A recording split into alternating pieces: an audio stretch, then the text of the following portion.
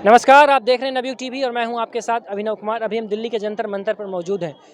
अंकिता भंडारी के साथ जो हुआ वो किसी से छुपा हुआ नहीं है, क्योंकि वो उत्तराखंड की सरकार उसे हमेशा छुपाने की कोशिश की, लेकिन वो छुप नहीं सका। इसी पे बातचीत करने के लिए आम आदमी पार्टी के उत्तराखंड के प्रभारी और अध्यक्ष हमारे साथ बातचीत करने के लिए, तो आइए सीधे इनसे बातचीत करते और जानने की कोशिश करते हैं कि सर, आज यहाँ जिस तरीके से अंकिता के लिए कैंडल मार्च निकालने की बात की जा रही है, इस पूरे प्रकरण को आप किस तरीके से देखते हैं? ये एक बहुत ही घोर निंदनीय अपराध है और बिल्कुल मतलब प्री प्लानिंग था। आप पहले दिन से देखिए ना, कैमरे बंद थे। कैमरे बंद होने के बाद जो हादसा हुआ, पटवारी लड़के के पिता को अंदर थाने में बिठा के चाय पिलाता है और उसके जो पिताजी हैं जिन्होंने एफआईआर की है उसको बाहर 2 घंटे बिठा के रखता है। उसके बाद जो कारण हुए आपने देखा होगा कि बुलडोजर चला। आज सरकार की नाक में नकेल बन गया है बुलडोजर।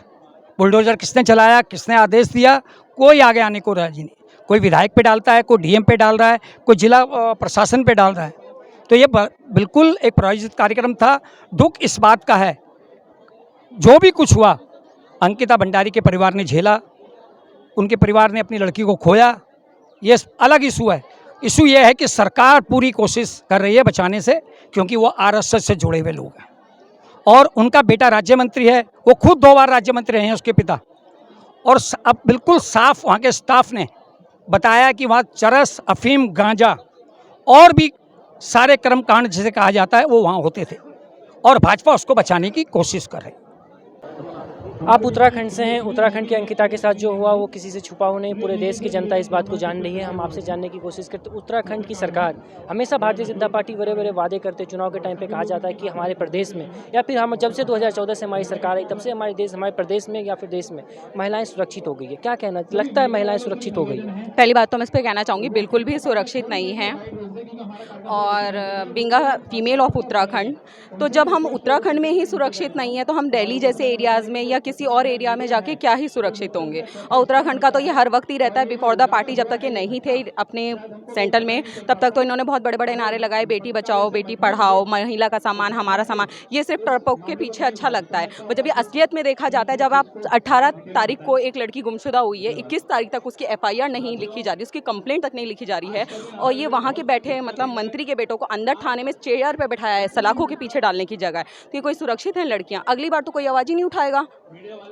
हम आपसे जानने की कोशिश करते हैं, उत्तराखंड में पुष्कर सिंह धामी की सरकार है, एक युवा चेहरा है, भारतीय जनता पार्टी के द्वारा युवा देख के उनको बनाया गया था कि मुख्यमंत्री वो जनता के बीच रहेंगे और जनता का काम करेंगे। लेकिन ऐसी ऐसी घटनाएं, ये एक अंकिता का सवाल नहीं है, ऐसे देश में तमाम कितने भी हजारों अंकिता हैं जिनका लगातार इनके साथ दुर्व्यवहार होता है। लेकिन ऐसे बहुत सारे मुद्दे होते हैं जो दब जाते हैं और कुछ मुद्दे उसमें से ऐसे होते हैं जो निकल कर सामने आते हैं। आप आम आदमी पार्टी के प्रभारी हैं और प्रवक्ता भी हैं, तो हम आपसे जानने की कोशिश करते हैं कि इस पूरे प्रकरण को लेकर आप भारतीय जनता पार्टी को किस तरीके से देखते हैं? देखिए, मैं सीधे सवाल करूं अगर मोहन भागवत जी से, जो संघ चाल चरित्र की बात करता था, आज उसका चाल चरित्र पिछले 10 सालों में मैं देख रहा हूं। उसके जितने प्रचारक थे, जब वो भारतीय जनता पार्टी में संगठन मंत्री बन करके आते हैं तो उनका चरित्र ख़त्म हो जाता है, उनकी चाल ख़त्म हो जाती है, उनकी जेबें भरनी शुरू हो जाती हैं। जो कुर्ते पैजामे और हवाई चप्पल पहन के चलते थे, वो आज एयर कंडीशन कारों में घूमते हैं, अय्याशी करते हैं। हरिद्वार जैसी जगह में, जहाँ पूरे देश विदेश के तीर्थयात्री आते हैं, वहाँ पर गंगा के किनारे खादर की ज़मीन पर कब्जा किया गया। वहाँ का डीएम क्या कर रहा था, वहाँ का मुख्यमंत्री उस समय त्रिवेंद्र सिंह रावत क्या कर रहा था? त्रिवेंद्र सिंह रावत ने उसी दौर में इस विनोद आर्या को अपना राज्य मंत्री का दर्जा दिया, उसको पूरे अधिकार दिए। वहाँ उसने फार्म हाउस बनाया, आलीशान फार्म हाउस बनाया, जहाँ पर दुनिया भर की इधर उधर बम्बई तक से वहाँ पर लड़कियाँ आती थीं और उन लड़कियों को से वहाँ पर अय्याशियाँ कराई जाती थीं। क्या पता उसमें उत्तराखंड सरकार के भारतीय जनता पार्टी के मंत्री न जाते हों या वहाँ के जो अफसर लोग न जाते हों, इस बात की क्या गारंटी है? क्या कर रहा था वहाँ का डीएम हरिद्वार का? छोटा सा शहर, अगर उससे इतना नहीं देखा गया कि उसके ऑफिस से मुश्किल से 2 किलोमीटर की दूरी में एक अनऑथराइज्ड फार्म हाउस बना है, और जब ये कांड हुआ 1 महीने पहले एक लड़की वहाँ काम करती थी। वो तो भगवान का शुक्र है कि एक छोटा सा साक्ष्य हमें मिल गया कि वो लड़की कल मीडिया के सामने आई, जिसने 1 महीने पहले नौकरी छोड़ दी थी। वहाँ की बदतमीजियाँ, बलात्कारियाँ, सारी कुछ देखने के बाद जब उससे सहन नहीं हुआ तो उसने नौकरी छोड़ी। तब उसने बताया कि वहाँ क्या क्या होता था। लड़के आते थे, उनका रजिस्टर में नाम नहीं लिखाया जाता था, एंट्री नहीं होती थी, सीसीटीवी बंद कर दिए जाते थे उस दौर में। कमरे पूरे 5 स्टार कमरे उसमें बने हुए थे, पूरी तरह से अय्याशियाँ होती थीं, रंगरेलियाँ मनाई जाती थीं। क्या बताओ उसमें मुख्यमंत्री भी शामिल हों। मोहन भागवत जी, आपके स्वयंसेवक, आपका आरएसएस कर क्या रहा है? मैं सीधे नरेंद्र मोदी से सवाल पूछता हूं कि आप जो बात करते हैं, देश को ये हिंदुत्व की बात करें, क्या यही आपका हिंदुत्व है?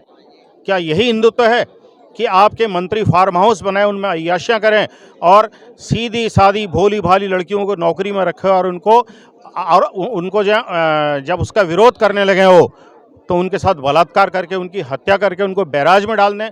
6-6 दिन के बाद जानबूझ करके वहाँ की पुलिस क्या कर रही थी कि जब उसको पता था कि यहाँ बैराज के अलावा कोई नहीं और बैराज में आके एक जगह प्रतिबंध लगाओ, यानी वो लगा हुआ था, ठीक है नहीं, वहाँ लाश रुक सकती है, वहाँ न जाकर के 6 दिन तक इसलिए ढूंढते रहे ताकि पानी में डूबी हुई लाश के साथ में बलात्कार के चिन्ह मिट जाएं।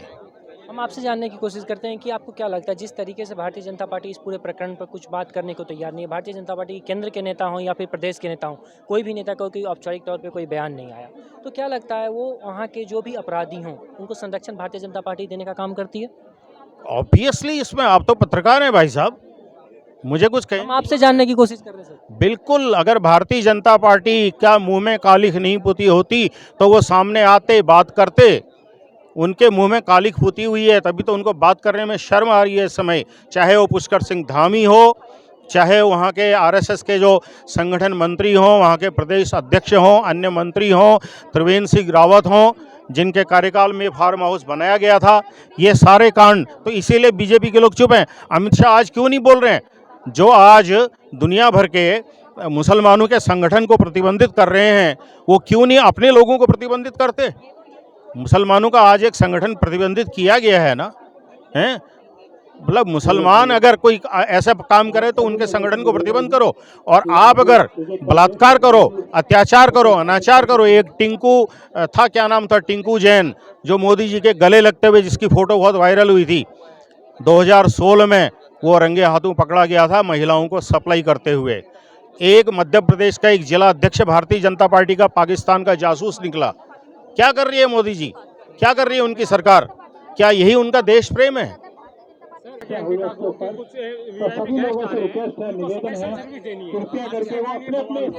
हाँ, तो यही तो सारे उसके साक्ष्य मिटाए गए ना, फार्म हाउस तोड़ करके। मतलब किसी भी साक्ष्य को 10-10 साल तक भी रखा जाता है, लेकिन उन्होंने तो 10 घंटे भी नहीं रखा कि अंकिता किस बात का जिक्र कर रही थी, किस बात के लिए वो उसने नौकरी छोड़ी, किस बात से वो डर करके वहां से गई, वो साक्ष्य क्यों खत्म किए गए? पूरा बुलडोजर चला गया, बचे हुए जो संपदा थी वहां की उसमें आग लगा दी गई। ऐसा क्यों हुआ? सीधे सीधे पुष्कर सिंह धामी का हाथ है, बस सारी चीजों में पुष्कर सिंह धामी। आप बहुत बड़ी बात कह रहे हैं सर। बिल्कुल बड़ी बात कह रहा हूँ, ये मेरा आरोप है। पुष्कर सिंह धामी और मैं एक ही गांव के रहने वाले हैं, एक ही तहसील के रहने वाले हैं। मैं पुष्कर सिंह धामी के में अगर हिम्मत है तो आमने सामने किसी भी टीवी आपको जेल में डाल देंगे पुष्कर सिंह धामी?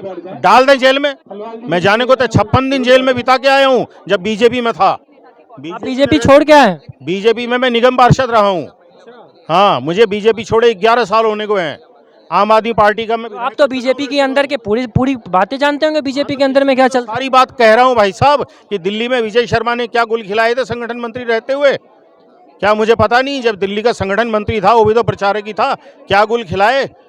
14 पंडित पंत मार्ग में साइड में 2 कमरों का अपना एक अलग से शेड बना करके क्या होता था वहाँ, मुझे पता नहीं क्या? मैं पदाधिकारी था प्रदेश में, दिल्ली प्रदेश भाजपा का प्रत्याशी का पदाधिकारी रहा मदन लाल खुराना के साथ, डॉक्टर हर्षवर्धन की टीम में। सब कुछ पता है मुझे इनके बारे में। 32 साल भारतीय जनता पार्टी को दिए हैं मैंने, 56 दिन जेल में बिताए हैं भाजपा के लिए, दिल्ली से लेकर के सीतापुर और अयोध्या तक के अलग अलग जेलों में।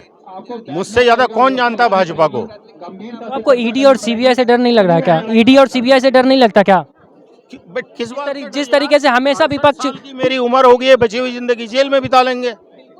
अगर ये जेल में ही, जैसे कल हमारे कम्युनिकेशन के हेड को इन्होंने गुजरात में जेल में बंद कर दिया सीबीआई में बुला करके, तो ठीक है, हरीश अवस्थी को भी बंद कर लेंगे, क्या दिक्कत है उसमें?